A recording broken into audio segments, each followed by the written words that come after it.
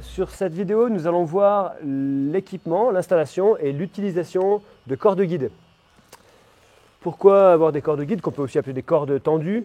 En fait, si on considère une situation de chantier, on voit là les cordes bleues qui nous permettent d'accéder jusqu'au point d'ancrage au sommet. Et il peut arriver en chantier que des zones soient encombrées parce que des unités sont construites ou parce que des gens ont besoin de travailler.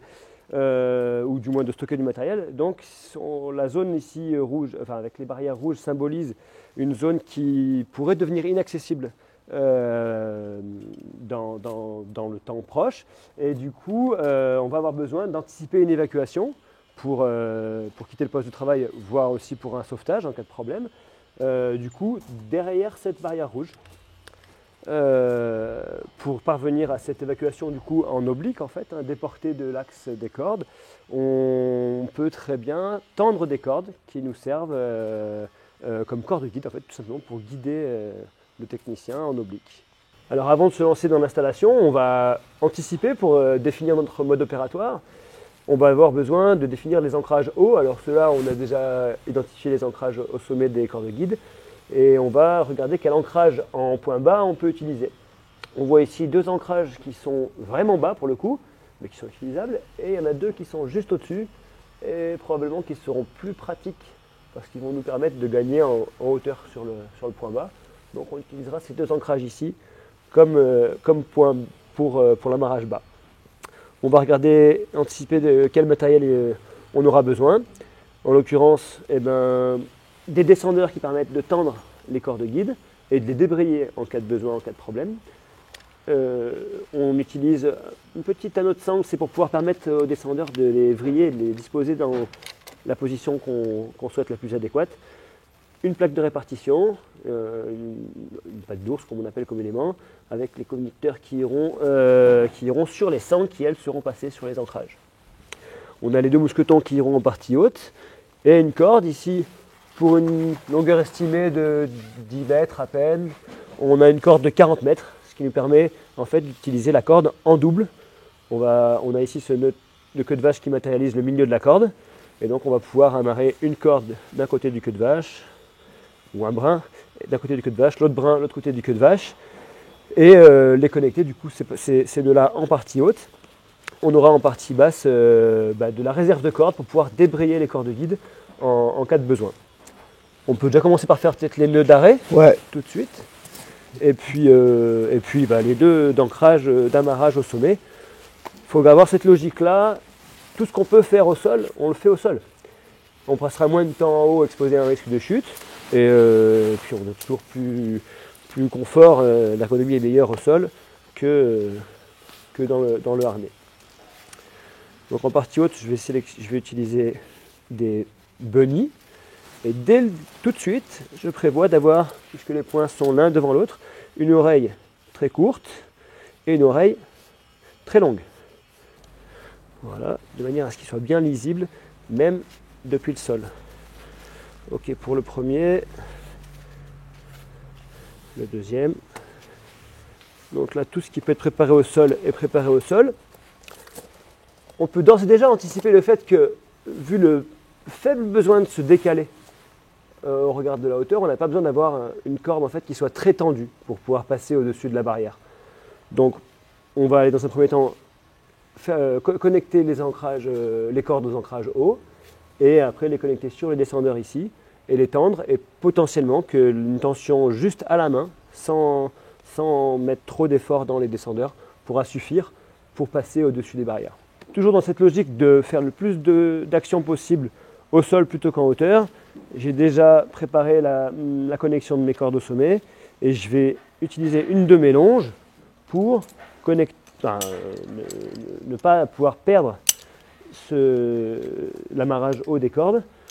Comme ça, arrivé en haut, j'aurai toujours l'ensemble qui est connecté à moi et je pourrai connecter sur les points d'ancrage. Voilà, donc j'ai plus qu'à me rendre au sommet pour connecter le point haut des cordes. Alors ça va de soi que si je monte en laissant traîner des cordes au sol, je m'assure que quelqu'un puisse être en bas et que la zone soit bien balisée pour que personne puisse se prendre les pieds dans mes cordes ou croire qu'elles soient utilisables. Alors on garde les bons principes, les bonnes habitudes. Dès qu'on arrive en partie haute, on se positionne sur le descendeur pour anticiper l'évacuation d'urgence ou le sauvetage. Et puis donc on va aller connecter les mousquetons d'amarrage haut des cordes guides. Et là probablement qu'il faudra peaufiner le réglage des bunnies. Voilà, je peux maintenant me délonger et puis réaliser mon petit réglage.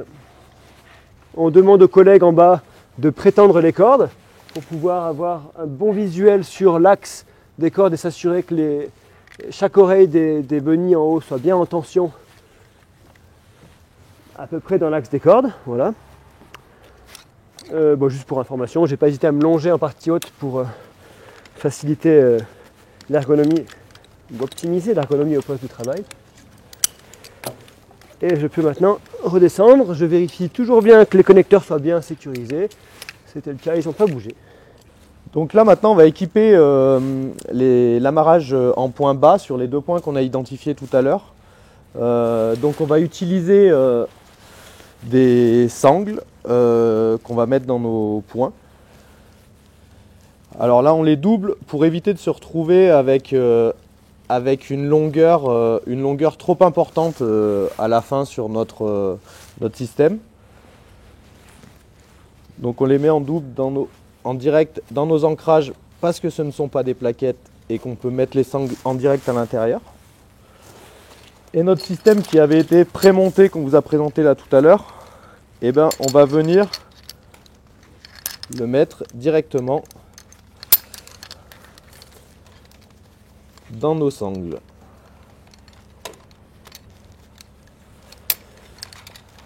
Voilà. Donc là, la petite subtilité qui a été faite, c'est de rajouter ces anneaux de sangle en dynéma qui permettent d'avoir une meilleure orientation de nos rigs. Surtout si on doit débrayer pour une raison X ou Y notre système. Donc là maintenant on va mettre nos cordes à l'intérieur.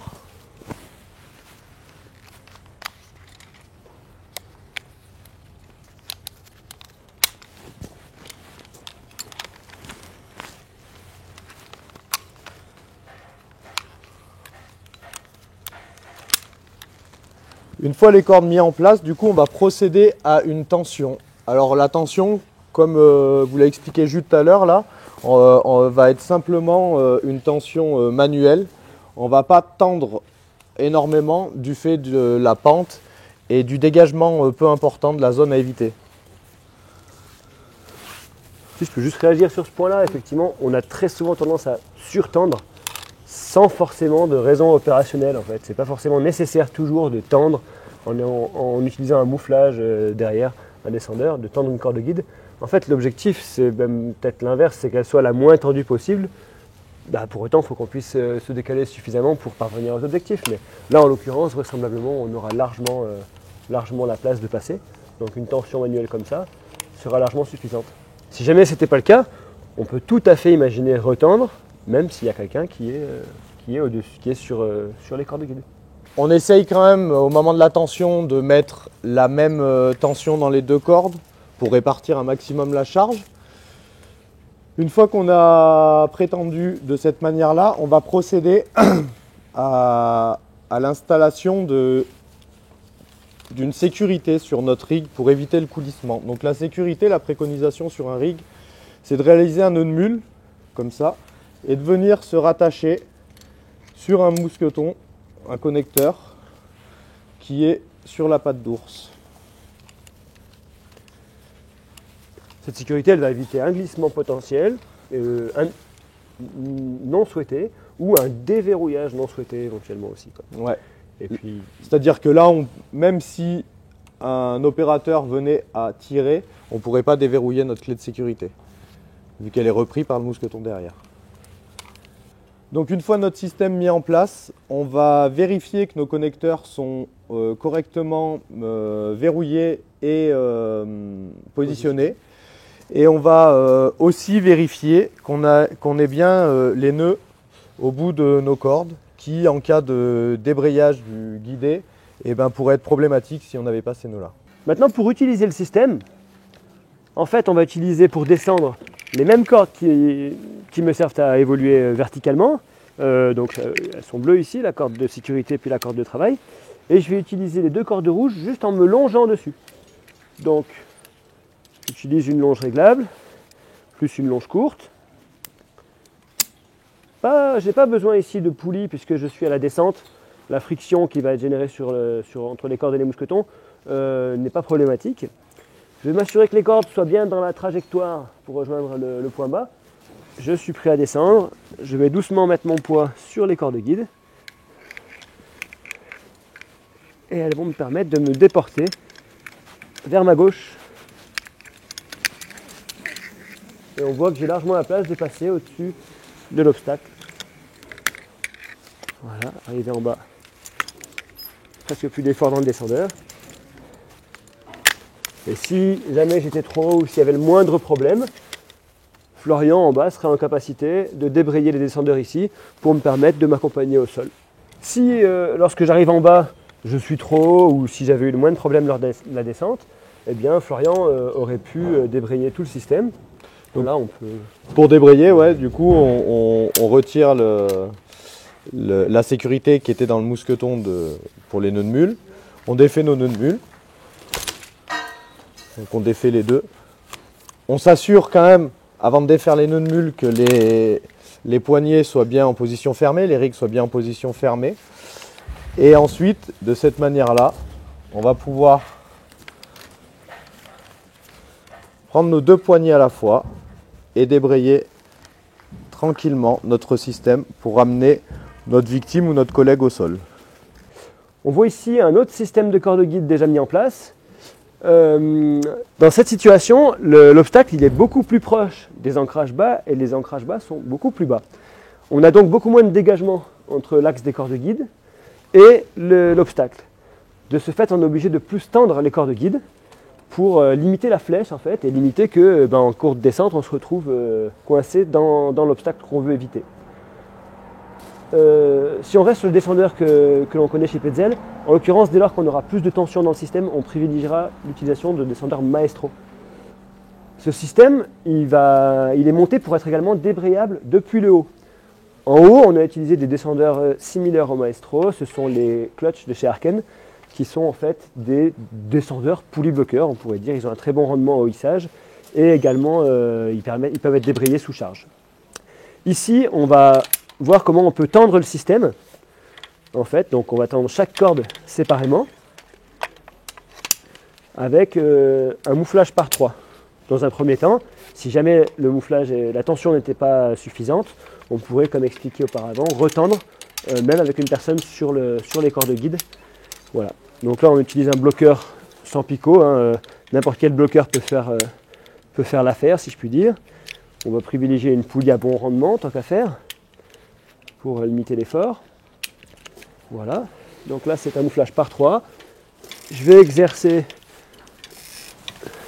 une tension sur le mouflage. Il faut quand même être vigilant parce qu'avec ces systèmes, si on va sur des démultiplications plus importantes ou si on va tirer à plus qu'une personne sur le système, c'est possible. Les conseils techniques des fabricants tolèrent ces pratiques, mais il peut être vraiment intéressant d'utiliser un dynamomètre qui permet de mesurer l'effort en fait en cours, parce que la prétention peut être assez élevée. On peut monter facilement à plus de 300 kg de prétention sur un système comme celui-ci. Et si on rajoute le poids d'une personne en fait sur le système, on peut avoir des efforts qui soient vraiment importants. Donc qui sont bien au-delà que ce pourquoi les EPI sont faits de manière normale. Voilà, là mon système il est déjà beaucoup plus tendu.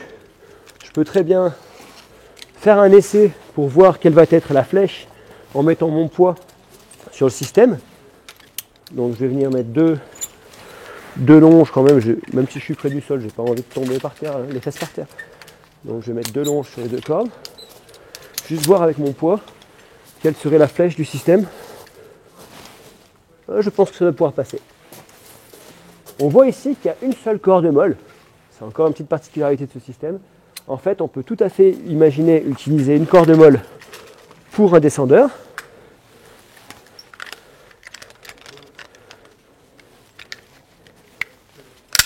et pouvoir connecter l'anti-chute mobile sur une des deux cordes guide. Puisque la Zaplock, en l'occurrence, il fonctionne tout à fait sur une corde qui est prétendue. Voilà, si je veux descendre de cette manière-là, je peux tout à fait descendre. Et j'ai bien une double protection sur l'ensemble de mes systèmes. Une défaillance de ma corde noire de descendeur ou de mon descendeur, je suis repris ici. Voilà, l'ensemble de mon système est redondant, si je puis dire.